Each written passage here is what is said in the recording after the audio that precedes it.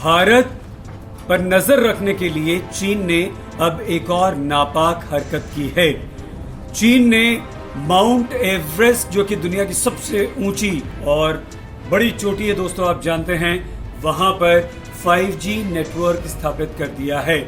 इसका मतलब यह हुआ कि चीन अब माउंट एवरेस्ट से भारत की हर गतिविधि पर नजर रखेगा और इसमें सैन्य गतिविधियां भी शामिल होंगी।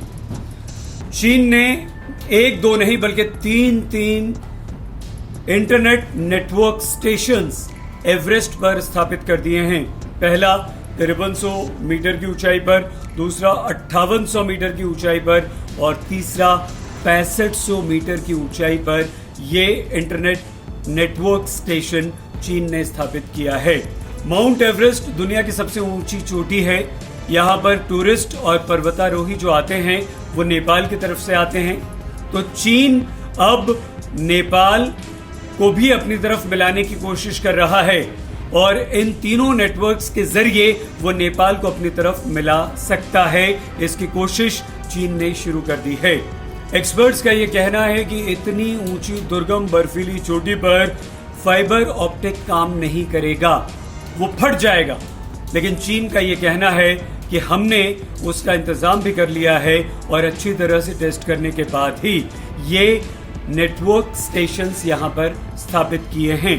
चाइना की एक बहुत बड़ी नेटवर्क कंपनी है जिसे आप बहुत अच्छी तरह से जानते हैं, हुआवेई के साथ मिलकर ये स्टेशंस यहां पर स्थापित कर दिए हैं और भारत पर कड़ी नजर चीन यहां से रख सकता है। जेएनयू के चाइनीज स्टडीज के प्रोफेसर हैं श्रीकांत कोंडापल्ली।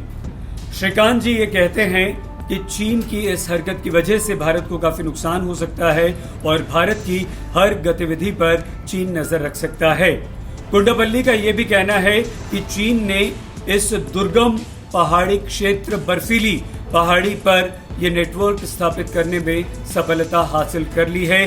कोंडापल्ली ये कहते हैं कि हालांकि यह काम काफी कठिन था, लेकिन चीन ने यह काम कर दिया है। चीन ने जब यह नेटवर्क स्थापित किया है तो वहां पर अब यह भी समस्या है कि क्या 5G नेटवर्क काम करेगा।